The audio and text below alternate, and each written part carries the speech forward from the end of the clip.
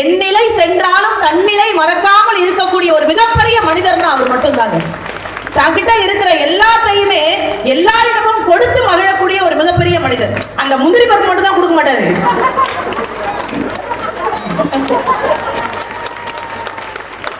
உங்களுக்கெல்லாம் எப்பேற்பட்ட கணவர் வேணும்னு ஆசை தெரியுமாமா? எப்பேற்பட்ட புருஷன் வேணும் உங்களுக்கு அப்படி நினைச்சா நீங்க என்ன சொல்லுவீங்க? அன்பா இருக்கணுமா? பின்ன நான் என்ன 1000 கிலோடையா இருக்குன்னு நினைப்பேன்.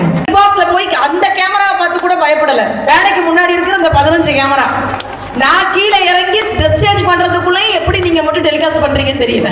எல்லாரும் சேகர் பாபு அண்ணாவே பார்த்துட்டு இருக்க கூடாது, சரியா? உலக அழகி இந்த மேடையில நானும் இருக்கேன். அடுத்த கூட்டத்துக்கு நீ வராதக்கா, கேவலப்படுத்திட்டேன். அன்னைக்கு வீட்டுக்குள்ள இருந்த பக்கத்து வீட்டுக்கு எனக்கு ஒரு சின்ன சண்டனை. அந்த அம்மா பொசுக்குன்னு என்னை நாயின்றுச்சு. என்ன பண்ணுவேன் நான்? எனக்கு நீ யாரு இருக்கா? குடுக்குன்னு ஓடி போய் எங்க வீட்டுக்கார்ட்ட சொன்னேன், என்னை நாயின்னு சொல்லிவிட்டா பக்கத்து வீட்டுக்காரின்னு.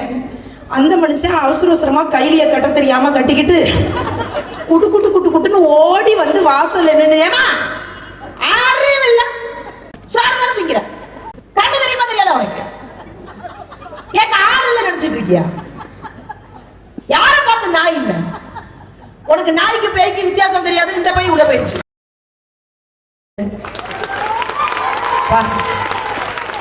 நானும் உட்காந்து பார்த்துட்டே இருக்கேன்.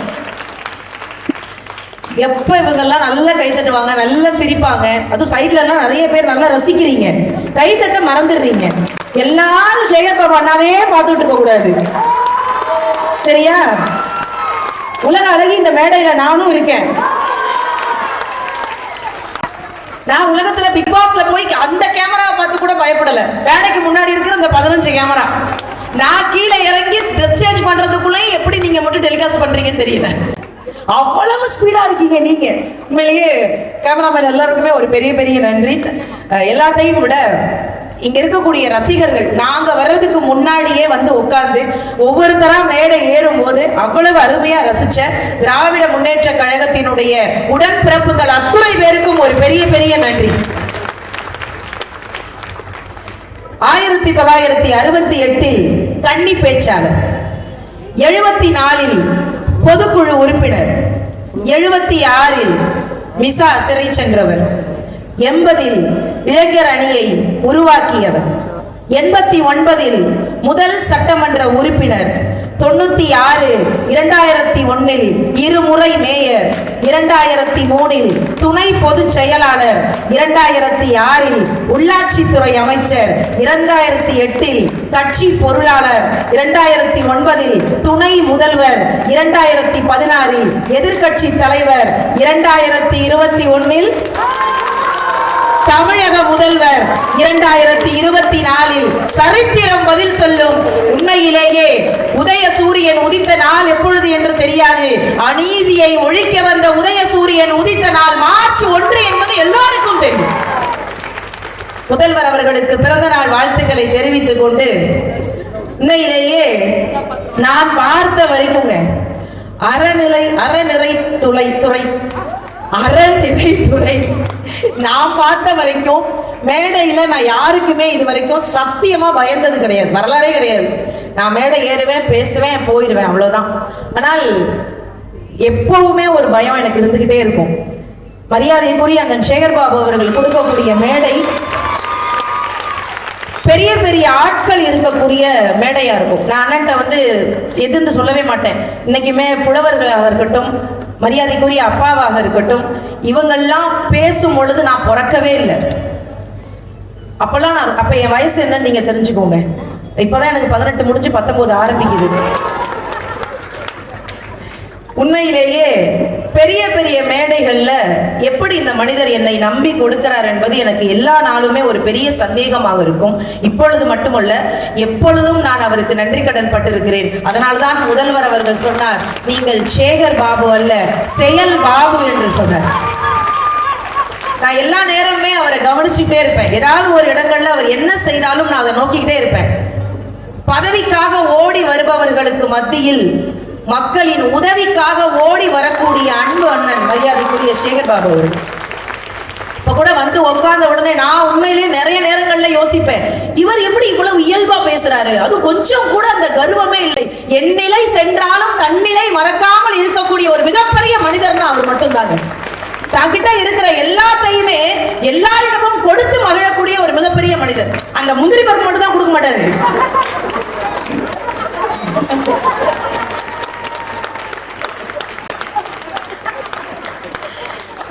மேடையில பாக்குறவங்க எப்படி பிச்சை எடுக்கிறா பாரு, இவன் இதே வேலையா தெரிஞ்சிருப்பாளோ அப்படி. உண்மையிலேயே ஒரு பெரிய சந்தோஷம். என்ன காரணம்னா, நம்ம கிட்ட இருக்கிற பொருளை எல்லோருக்கும் கொடுப்பது இயல்புங்க. நபிகள் நாயகம் ஒரு முறை ரோடுகள்ல போயிட்டு இருந்தாராம். நபிகள் நாயகத்தோடு 2 பேர் கூட போயிட்டு இருந்தாங்களாம். அப்ப ஒரு தூரமா ஒரு இடத்துல ஒருத்தர் சட்டை இல்லாம நடுங்கினபடி உட்கார்ந்து இருந்தாராம். நபிகள் நாயகம் தான் மேல இருந்த சட்டையை கழட்டி அவருக்கு போட்டுட்டு கொஞ்ச தூரம் நடந்து போனாராம். இப்ப கூட இருந்த நண்பர் கேட்டாராம், அடுத்தவருக்கு கொடுக்குறீங்க, அது உள்ள போட்டிருந்த அந்த பழைய சட்டையை கொடுக்க கூடாதா? மேல போட்டிருந்தது புது சட்டை, அதை போய் அவருக்கு கொடுத்துட்டீங்களே நபியேன்னு சொன்னப்போ நபிகள் நாயகம் ரொம்ப அழகா சொன்னாராம், அடுத்தவர்களுக்கு கொடுப்பது என்று முடிவு செய்து விட்டால் நம்மிடம் இருப்பதிலே சிறந்ததை மட்டும்தான் அடுத்தவர்களுக்கு கொடுக்கணும். நான் பார்த்த சிறந்த மனிதர் அண்ணன் சேகர்பாபு அவர்கள். அடுத்தவர்களுக்கு கொடுக்கணும்னு முடிவு பண்ணிட்டா, தான் கிட்ட இல்லைன்னா கூட அடுத்தவர்கள் சந்தோஷமா இருக்கட்டும் கொடுக்கக்கூடிய ஒரு மாமனிதர் அவர். மேடையில நான் ஒரு நாள் பயம் இல்லாம பேசணும், அன்னைக்கு மட்டும் நல்லா இருக்கணும்னு வேண்டிக்கிறேன். நல்ல தலைப்பு. நம்முடைய முதல்வர் அவர்கள் இங்க மேடையில பேசின எல்லா அண்ணனும் இருக்கட்டும், முதல்ல இந்த பகுதிக்கு ஒரு பெரிய நன்றி. ஏன்னா நான் வீட்டுல இருந்து கிளம்பும் போதே அம்மாவும் சரி கணவரும் சரி, நோன்பு எப்படி திறப்ப, நோன்பு திறக்க நேரம் ஆயிடுச்சு, காலையிலேருந்து பட்னியா இருக்கே, நோன்பு திறக்க முடியுமான்னு கேட்டப்போ பார்த்திபன் விறுவிறுன்னு வந்து கரெக்டா 6:31 ஒரு இஸ்லாமிய சகோதரியை மேடை ஏறுவதற்கு முன்பாக நோன்பு திறந்து விட்டு மேடை ஏற்றி வைத்தார்ல, இந்த ஒற்றுமை தாங்க நம்மளை யாருக்கிட்டையும் பிரிக்க முடியாது. ஒரு அருமையான மேடை, நல்ல ரசிக்கிறீங்க, நல்ல கை தட்டுறீங்க. முன்னாடி ஏகப்பட்ட பெண்கள், பின்னாடி நிறைய பெண்கள். எல்லா பெண்களும் எனக்காக ஒரு முறை கை தட்டுங்க பாப்போம். ஏன் அப்பா அந்த அக்கா என்ன சவுண்டோட தட்டுது? ஆஹா, ஜூம் பண்ணி பார்த்தா என்ன மாதிரியே தாங்க இருக்க நீ. நீங்களாமா? நீ என் மாமியா மாதிரி இருக்கு. அதெல்லாம் மறந்துட்டு நான் ஊர் ஊரா திரியிறேன். வெளியில சொல்லக்கூடாதுங்க. கொரோனாவுல தப்பிச்ச ஒரே கிழவி என் மாமியா மட்டும்தான் சார். முதல் அலையில தப்பிச்சிச்சு, 2வது அலையை எதிர்பார்த்து இருந்தேன். 2வது அலையில தப்பிச்ச ஒரே தலை என் மாமியா தான் சார். அது மாஸ்கும் போடுறது இல்ல, கபசுர குடிநீரும் குடிக்கிறது இல்ல, அது வாட்ட தெரியுது. கொரோனா வந்திருக்கும், இது மூச்சுக்கெல்லாம் நம்ம போடுவோம், அது ஓடிடுச்சு. அப்பேற்பட்ட கிராமம், அப்பேற்பட்ட ஒரு மூச்சியெல்லாம் என் வீட்டுல இருக்கு. அதனால நீங்க அப்படிலாம் நினைச்சுக்க வேணாம். பெண்கள் எல்லாருமே ஏன் தெரியுமா, பெண்களை மட்டும் நான் ரொம்ப அதிகப்படியா பார்ப்பேன். பெண்கள் எந்த மேடையில முன்னாடி வந்து நல்லா கை தட்டி சிரிக்கிறாங்களோ அந்த நிகழ்ச்சி எப்பொழுதுமே சக்சஸ்ங்க. ஏன்னா அவங்க மனசு விட்டு சிரிப்பாங்க, மனசு விட்டு ரசிப்பாங்க. இந்த ஆண்கள்லாம் அப்படி கிடையாது, கொஞ்சம் வெக்கப்படுவாங்க, கூச்சப்படுவாங்க, கை தட்டுறதுக்கு யோசிப்பாங்க. இந்த நிகழ்ச்சி ஆரம்பிச்சதுல இருந்து அதிகப்படியா கை தட்டுறதே எங்க பெண்குல தங்கங்கள் மட்டும்தான். அதனாலதான் தமிழக முதல்வர் அவர்கள் மற்றவங்களுக்கு என்னது நல்லது செஞ்சாங்களோ இல்லையோ, குறிப்பாக தாயுள்ளம் கொண்டு பெண்களுக்கு நல்லது செஞ்சுக்கிட்டு இருக்காரு இந்த நிமிஷம் வரைக்கும். நீங்க நல்லா இருந்தா போதும்னு நினைக்கிறாருல்ல, அதுல எங்களை மாதிரி பெண்களுக்கு எல்லாம் எப்பேற்பட்ட கணவர் வேணும்னு ஆசை தெரியுமாமா, எப்பேற்பட்ட புருஷன் வேணும் உங்களுக்கு அப்படி நினைச்சா நீங்க என்ன சொல்லுவீங்க? அன்பா இருக்கணுமா? பின்ன நான் என்ன 1000 கிலோடையா இருக்குன்னு நினைப்பேன்? எல்லாரும் அன்பா தான் இருக்கணும். இப்ப எனக்கெல்லாம் இல்ல, எல்லா பெண்களுக்கும் வரக்கூடிய புருஷன் எப்படி இருக்கணும் தெரியுமா? பாண்டியன் ஸ்டோர்ல வர்ற மூர்த்தி மாமா மாதிரி இருக்கணும்னு ஆசை. கிரகம் வர்றது பூரா பாக்கியலட்சுமி கோபியா வருது. அதுல இங்க ஆண்கள் பெண்கள் 2 பேரும் கலந்து உட்கார்ந்து இருக்கீங்க. ஒரு காலத்துல சொல்லுவாங்கண்ணே, பெண்கள்லாம் எப்ப பாரு புரணி பேசிக்கிட்டே இருக்காங்க, எப்ப பாரு புரணி பேசிக்கிட்டே இருப்பாங்க அப்படின்னு. சத்தியமா சொல்றேன், இப்ப எந்த பெண்களும் புரணி பேசுறது கிடையாது, ஆண்கள் தான் புரணி பேசுறீங்க. என்ன அடி அடிக்கிறான் மச்சான், சாப்பாடு நல்லா இல்லைன்னு சொன்னேன், என்ன குத்து. அவங்க ஆத்தாக்காரிட்ட வேற அடிக்கிறதுக்கு ஐடியா கேட்கறான் மச்சான். பூரா ஆண்களும் புரணி பேசுறீங்க. எங்க பெண்கள் மிஞ்சி மிஞ்சி போனா என்ன பேசுவோம்? இந்த புடவை எங்க காடுத்த, இந்த பாடு. இப்ப இங்க இருக்கிற பெண்கள், இங்க இருக்கிற ஆண்கள், அவங்க மனநிலை எப்படி இருக்கும்னு மட்டும் நான் சொல்லிடுறேன். இங்க இருக்கிற பெண்கள் அதிகப்படியா என்ன தெரியுமா பேசியிருப்பீங்க? நிஷா கட்டியிருக்க புடவை அழகா இருக்கே, நிஷாவே அழகா இருக்காளே, அவ ஹேண்ட்பேக்ல மேக்கப்பே இல்லாத போட்டோ 4 வச்சிருக்கேன், கொடுத்து விட்டுருவேன். கோவக்காரி நிஷா கட்டியிருக்க புடவை அழகா இருக்கு, அவ கட்டியிருக்க புடவைய நாம கட்டியிருந்தா நாம நல்லா இருப்போமோ அப்படின்னு நினைச்சா அது பெண்கள் மனசு. நிஷாவையே நாம கட்டியிருந்தா நல்லா இருப்போமோ அப்படிலாம் இல்லைங்க. யாரும் எந்திரிச்சு போயிடாதீங்க, சும்மா விளையாடுன்னு சொன்னேன். இந்த ராட்சசி கூட நம்ம அப்படிலாம் கிடையாது. உண்மையிலேயே பெண் என்பவள் ரொம்ப ரொம்ப இந்த மாதம் முழுக்க மகளிர் மாதம்ங்க. இந்த மாதம் மட்டும் கொண்டாடாம எல்லா மாதமும் பெண்களை கொண்டாடினா கொஞ்சம் நல்லா இருக்கும் நினைப்போம், அவ்வளவுதான். காரணம் பெண்கள் இல்லாமல் இந்த உலகத்துல எதுவுமே கிடையாது. நான் சொல்றது உண்மை, நான் மட்டும் கை தட்டுங்க. வீட்டுல மனைவி இருந்தா வெளியில இருந்து வர்ற ஆண்மகன் என்ன சாப்பிடலான்னு யோசிச்சு வருவீங்க, மனைவி இல்லைனா எங்க சாப்பிடலான்னு யோசிச்சு வருவீங்க. அதுதான் சார் சத்தியமான உண்மை. பெண்களுக்கு மரியாதை கொடுங்க. நான் இங்க இருக்கக்கூடிய, அதுவும் குறிப்பா சொல்லணும் அப்படின்னா, நம்முடைய முதல்வர் அவர்கள் பதவிக்கு வந்த உடனே எத்தனையோ விஷயங்கள்ல கையெழுத்து போட்டிருக்கலாங்க, ஏதேனோ பேசியிருக்கலாம். ஆனால் குறிப்பாக 3 விஷயத்துக்கு முதல்ல கையெழுத்து போட்டாங்க. அரிசி குடும்ப அட்டைதாரர்களுக்கு கொரோனா நிவாரண உதவி, ஆவின் பால் லிட்டருக்கு 3 ரூபாய் குறைப்பு, மகளிருக்கு கட்டணம் இல்லாமல் பஸ்ல பயணிக்கலாம். இந்த 3 கையெழுத்து போட்டார் இல்ல, இந்த 3 கையெழுத்தும் இன்று வரை பேசப்படுகிறது. அதுலயும் குறிப்பா இங்க நிறைய பேர் பெண் பிள்ளைகளுடைய படிப்பை பத்தி பேசினாங்க. நான் அரசு பள்ளி மாணவி. இங்க இருக்கிற யாரெல்லாம் அரசு பள்ளியில படிச்சீங்க? நிறைய பேர் படிச்சிருக்கீங்க, சூப்பருங்க. நான் அரசு பள்ளி மாணவி. நான் எங்க போனாலும் என்னுடைய பள்ளியை பத்தியும் நான் படிச்ச அந்த அரசு பள்ளியை பத்தியும் எங்கேயுமே உயர்வா தான் பேசுவேன். பெரிய பெரிய பள்ளிகள்ல படிச்சாதான் அறிவு வளரும் அப்படிலாம் கிடையாதுங்க. அது குறிப்பாக அரசு பள்ளியில நான் கடைசி பெஞ்சு. யாரெல்லாம் இந்த கடைசி பெஞ்சு ஸ்டூடெண்ட் இருக்கீங்க? சூப்பருங்க. எப்பவுமே இந்த முதல் பெஞ்ச் மேல எல்லாருக்கும் அந்த ஃபர்ஸ்ட் பெஞ்சில் உட்கார்றவங்களும் ரொம்ப பிடிக்கும் சார். கடைசி பெஞ்சில் இருக்கிறவங்கள பிடிக்காது. ஆனா நான் ஒரு விஷயம் சொல்றேன், முதல் பெஞ்சில் இருக்கிறவன் நல்லா பாடத்தை படிப்பான், கடைசி பெஞ்சில் இருக்கிறவன் தான் வாழ்க்கைங்கிற பாடத்தை முழுசா படிப்பான். அதாவது அந்த கடைசி பெஞ்சில் இருக்கிறவங்க எல்லாம் கிண்டல் பண்ணாதீங்க. அதுல நான் பள்ளிக்கூடத்துல படிக்கும் போதெல்லாம் எங்க அப்பா ஒரு கறிக்கடை இருக்காரு. நிறைய இடத்துல சொல்லியிருக்கேன். எங்க வீட்டுல ஒரு பெரிய ஆசையை எப்படியாவது என்னை படிக்க வச்சிடணும், பெரிய அதிகாரி ஆக்கிடணும், ஒரு கவர்மெண்ட் வேலையில உட்கார வைக்கணும்னு எங்க அப்பா கனவு கொண்டிருக்காரு. அதெல்லாம் நடக்கிற விஷயம் ஐயா. நான் மேக்ஸ்ல 35 வாங்குறதுக்கு கிட்னி வாய் வழியா வெளியில போயிட்டு உள்ள போச்சு. 35க்கே நான் 35 மார்க் எடுக்கிறதுக்கு அவ்வளவு கஷ்டப்பட்டேன். ஆனாலும் எனக்கு கொண்டு போய் என்னை பள்ளிக்கூடத்துல முத சேர்க்கும் போது எங்க அப்பாவுக்கு ஒரு பெரிய கனவு. எப்ப 4 வயசுலயே பிள்ளை பெருசா ஆயிரும்னு கொண்டு போய் ஸ்கூல்ல விடும்போது நான் போமாட்டேன்னு அழுதேன். இப்ப மாதிரி எல்லாம் கிடையாது. வயிற்றுக்குள்ள இருக்கும் போதெல்லாம் அப்ப அட்மிஷன் போட முடியாது. இப்ப அப்படியெல்லாம் இல்ல, கர்ப்பமானோடனே முதல்ல போய் அட்மிஷன் போட்டுறாங்க. அப்ப அப்படி கிடையாது. உள்ள போனோட ஏகப்பட்ட கேள்வி இருக்கு, ஏகப்பட்ட கொஸ்டின் இருக்கு. அப்பா கிட்டையும் சரி என்கிட்டையும் சரி காதை தொடங்கும். அவங்க கேட்கிற கேள்விக்கெல்லாம் பதில் சொல்லணும். நான்லாம் தேமி அழுதேன். பள்ளிக்கூடத்துக்கு போக மாட்டேன்னு அழுதேன். எங்க அப்பா தரதரன்னு இழுத்துட்டு போய் பள்ளிக்கூடத்துல விரும்புன்னு உள்ள விட்டுட்டு ஒரு வார்த்தை சொல்லிட்டு வெளியில வந்தாரு. எவ்வளவு வேணாலும் என் பிள்ளைய அடிங்க, இல்லைன்னா மட்டும் அவங்க அடிக்க மாட்டாங்கல்ல, எங்களை கூப்பிட்டு முத்தம் கொடுத்து அனுப்புவாங்கல்ல. எவ்வளவு வேணாலும் அடிங்க, நான் கேட்க மாட்டேன். என் பிள்ளை ஒழுங்கா படிச்சா போதும்னு சொன்னதெல்லாம் எப்ப?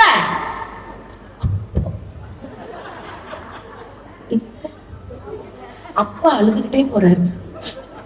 டீச்சரை ஒண்ணும் பண்ணிடாதடா, பச்சை பிள்ளையா இருக்கு. அதுக்கு அதெல்லாம் அது நடந்துக்கிறத பொறுத்து இருக்கு. என் லைன்ல கிராஸ் பண்ணா நான் என் வேலையை கட்டி விட்டு வந்துருவேன். இவங்க 2 பேரும் கிளாஸ்ல பேசிக்கிறாங்க. ரமேஷ் ஹோம்வொர்க் எழுதுறனா மிஸ் அடிப்பாங்களோ, நம்மள அடிச்சாதான் அவங்கள ஜெயில போட்டுவாங்களேடா. பெரிய இது பாரு. இங்க நிறைய பெற்றோர்கள் இருக்கீங்க. அதுலயும் சார் நான் ரொம்ப பெருமையா சொல்லுவேன், எல்லா மேடைகள்லையும் பதிவு பண்ணுவேன். நான் இன்னைக்கு இந்த உலகத்துல, அது இந்த சமுதாயத்துல நிறம் சார்ந்து மதம் சார்ந்து எத்தனையோ விமர்சனங்களுக்கு ஆளாக்கப்பட்டவள். இவ்வளவு அடி விழுந்து நான் எந்திரிச்சு நிக்கிறதுக்கு என்ன தெரியுமா காரணம்? என்னுடைய பள்ளியில் நான் வாங்கிய அடி மட்டும்தான் இந்த சமுதாயத்தில் எத்தனை அடி விழுந்தாலும் எந்திரிச்சு நிக்கிற திராணியும் தெம்பும் எனக்கு இருக்குது. அதுல எங்க ஸ்கூல்ல ரோசி டீச்சர்னு ஒருத்தவங்க இருப்பாங்க. வித்தியாச முறையில அடிப்பாங்க. மேலெல்லாம் அடிக்க மாட்டாங்க, இந்த இடத்துல கிள்ளுவாங்க, நரடுவாங்க. அதுல நான் தான் சார் அதிகமா போய் மாட்டுவேன். நாங்க ஒரு 10 பேர் மாட்டுவோம். மாட்டும் போது எல்லாரையும் கிள்ளுவாங்க, நாங்க நெளிவோம். கடைசியில எல்லாரும் கிளாஸ் ரூம்ல பாப்பாளுங்க செவந்திருக்கும். கருமா அப்பவும் எனக்கு செவந்திருக்காது. ஆண்டவே அந்த கலர்ல இறக்குமதி பண்ணிருக்கான். நான் வீட்டுல போய் சொல்லவும் முடியாது. ஆனா இங்க நிறைய பெற்றோர்கள் இருக்கீங்க. உங்கள்ட்ட ஒரே ஒரு விஷயம் மட்டுங்க, உங்கள் பிள்ளைகள் பள்ளிக்கூடத்திற்கு போகும்போது, எந்த பிள்ளையெல்லாம் பள்ளிக்கூடத்துக்கு உள்ள போகும்போது பயத்தோட போகுதோ, பிற்காலத்துல பெற்றோர்கள் நீங்க பயம் இல்லாம வாழலாம். பிள்ளைகள் பயம் இல்லாம பள்ளிக்கூடத்துக்கு போனுச்சுன்னா நீங்க பயத்தோடு வாழக்கூடிய சூழ்நிலை வந்துருங்க. படிப்புக்கு முக்கியத்துவம் கொடுக்கணும். தமிழக முதல்வர் அவர்கள் காலை உணவு திட்டம் கொடுத்தா, மதியம் சத்துணவு கொடுத்தா, பிள்ளைகளுக்கு இன்னும் என்னெல்லாம் பண்ணா பிள்ளைங்க படிப்பாங்க. நீங்க நினைச்சு பாருங்களேன், வெறும் மத்திய சத்துணவு உணவு மட்டும் போதுமே அப்படின்னு எனக்கு தெரிஞ்சு நான் அவரை ஒரு தாயுள்ளம் கொண்ட முதல்வர் அப்படின்னு ஏன் தெரியுமா சொல்றேன்? இது நம்ம தான் யோசிக்க முடியும், ஆண்களுக்கு யோசிக்க முடியாது. காலையில எந்திரிச்சோடனே பெண்களுடைய அவஸ்தையை யாராவது புரிஞ்சுக்கிறாங்களாமா? முதல்ல யாராவது ஒரு ஆண்கள் யாருன்னா அதுல வாயில வர்ற ஒரே வார்த்தை என்ன தெரியுமா? உனக்கு என்னப்பா வீட்டுல சும்மா இருக்க, நான் வேலைக்கு போறேன், நீ இருந்து பாருங்க ஒரு நாளைக்கு சும்மா. எவ்வளவு கஷ்டம் தெரியுமா? இன்னைக்கு சமைக்கிறது நமக்கு கஷ்டம் கிடையாது, இன்னைக்கு என்ன சமைக்கணும்னு யோசிக்கிறோம்ல, அதுதான் உலகத்திலேயே பெரிய கஷ்டம். பிள்ளைகளுக்கு அது ரெடி பண்ணி இது ரெடி பண்ணி, இப்ப நம்மள மாதிரி ஆட்கள் வீட்டுல ஏதோ ஒரு சமையல் பண்ணிடுவோங்க. ஆனால் கூலி வேலை செய்யக்கூடியவர்கள், அடுத்த வேலை சாப்பாட்டுக்கு கூட யோசிக்கக்கூடிய குடும்பத்தில் இருக்கவர்களுடைய பிள்ளைகள் படிக்கணும். எல்லோரும் பிள்ளைகளுடைய புத்தக பையை பார்த்த பொழுது நம்முடைய முதல்வர் அவர்கள் மட்டும்தான் பிள்ளைகளுடைய இறை பையையும் சேர்த்து பார்த்தார். பிள்ளை பட்டினியா இருக்க கூடாது, சாப்பிடணும், சாப்பிட்டு படிக்கணும். படிப்பு ஒண்ணுதான் உங்களை ஒருபடி உயர்த்தி கொண்டு போகும். அதனாலதான் வள்ளுவன் சொல்லுவான், கற்க கசடர கற்பவை கற்ற பின் நிற்க அதற்கு தகன்னா வள்ளுவன். நீங்க அந்த குரல்ல நல்லா பாத்தீங்கன்னா தெரியுங்க, எந்த இடத்துலயுமே துணை கால் எதுவுமே வராது. என்ன காரணம் தெரியுமா? கல்விங்கிற ஒரு விஷயம் மட்டும் உங்ககிட்ட இருந்ததுன்னா யாருடைய துணையும் இல்லாமல் நீங்கள் தனியாக வாழலாம். வள்ளுவன் சொன்னதை முதல்வர் அவர்கள் இன்றைக்கு நிறைவேற்றி கொண்டிருக்கிறார். அதான் சத்தியமான உண்மை. அதனாலதான் 12வது முடிச்சுட்டு நீங்க கல்லூரிக்கு போறீங்களா, நீங்க 3 வருஷ படிப்பு படிச்சாலும் சரி, 5 வருட படிப்பு படிச்சாலும் சரி, மாதம் 1000 ரூபாய் உங்களுக்கு வந்து சேரும். தயவு செய்து பிள்ளைகளை படிக்க வைக்கணும்னு சொன்ன முதல்வர் நம்முடைய முதல்வர் அவர்கள் படிப்புக்கு அவ்வளவு முக்கியத்துவம் கொடுக்குறாங்க. அதுல இந்த பெண்களுக்கு எங்கு சென்றாலும் அந்த மரியாதை அப்படிங்கிறது ரொம்ப முக்கியம். அது குறிப்பா வீட்டுல அவ்வளவு முக்கியம். சட்டுன்னு பேசிடுவாங்க நம்மளை எல்லாம் வீட்டுல. இப்ப நான் ரொம்ப பணிவான பொண்ணு, மேடைகள்ல தான் இப்படி அதிர்ந்து பேசுவேன். வீட்டுல நான் ஒரு புள்ள பூச்சி மாதிரி இருப்பேங்க. அடுத்த கூட்டத்துக்கு நீ வராதக்கா, கேவலப்படுத்திட்டேன்.